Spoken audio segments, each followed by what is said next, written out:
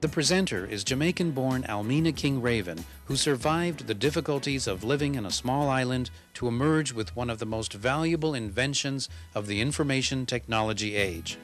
How did she do it, and what are some of her secrets? Let us join Almina. How to communicate effectively, or how to communicate in such a way that you get what you want. Every person who has ever been successful in life knows that in order for you to succeed, you have to know how to communicate and how to communicate well. There are two main areas I'd like to just touch on for a moment, and we can stop for a moment and think about those. In my book, How to Win and Hold a Job, I have a chapter on how to communicate effectively and different forms of communication. What I'm going to focus on today is what you really need in order to be functional and to get ahead in life, as well as in the job market. There are two main areas that I'd like to focus on. Number one, what we say, and number two, how we say it.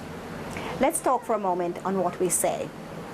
Now, if you are going to communicate in such a way that you're going to get what you want, it's important for you to know what is it you really want. There are two main areas that we're going to focus on for a moment. Number one is what you say, and number two, how you say it. Let's talk for a moment on what you say. Now, the first thing you have to do is to determine in your own mind what the outcome is going to be. What is it you want to achieve? What is it you want to get? Or where do you want to go before you communicate? Now, the second thing is we have to think very carefully how we're going to get what we want. We have to choose the words and the expressions that will motivate that person to say yes. We have to be able to prepare well. Even if you're going to talk to your boss, or you're going to go for an interview, or you're going into a situation where you want yes for the answer, it is important that you know the person, know what the person wants to hear, know the words and how you're going to say that. In fact, there are times when you have to write down those words, write down the sentences, study them.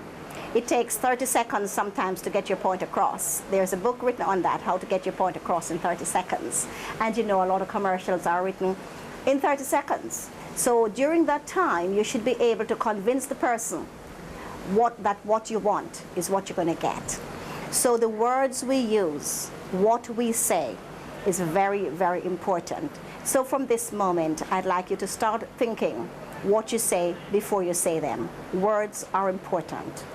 Also equally important is how you say it.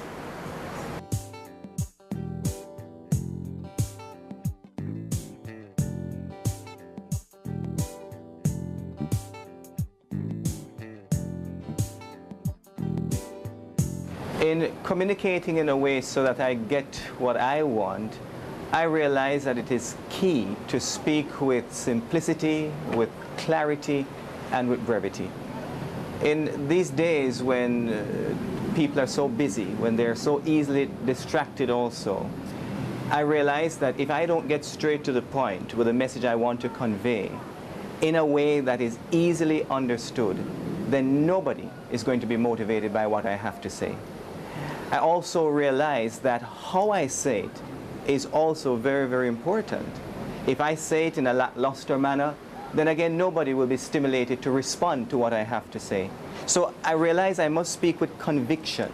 I must speak with earnestness. The people must sense that I really believe what I'm trying to say. They must see that in my facial expression. They must hear that in my tone of voice. If what I'm saying calls for enthusiasm, they must see enthusiasm. At times it calls for warmth, and they must hear that as I express myself in my tone of voice. And in that way, then it enables me to really motivate people in the way that I speak. They see that I believe what I have to say, and they also are led to believe that too.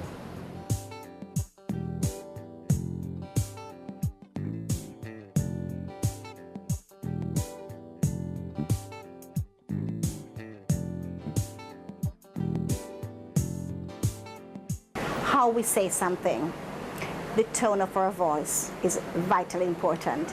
It is said that every human emotion can be detected in your voice. If there's frustration or bitterness or resentment or failure, that's reflected in the tone of your voice. On the other hand, if there's excitement and there's determination and positiveness, that also is reflected in the tone of our voice. When my daughter calls me, I don't listen to what she's saying most of the time. I listen to the tone of her voice. I can tell if she's sad or she has a problem. When my son calls me from Jamaica, that also is important. I have to listen to the tone of his voice. Or if I call him, the way he answers the telephone, I can tell if he's happy or if he has a problem. And then I deal with that. So what you say and how you say it has to be important. The words you use, the expressions you use, and the way in which you present it to them. You can't ask for something and you ask for it negatively.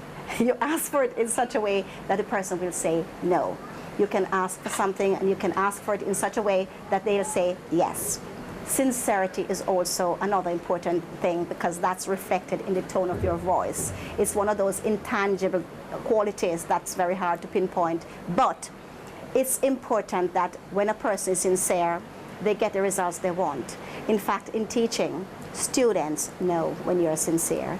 Young people know when you're sincere. And if you speak with sincerity and use the right words, you will succeed.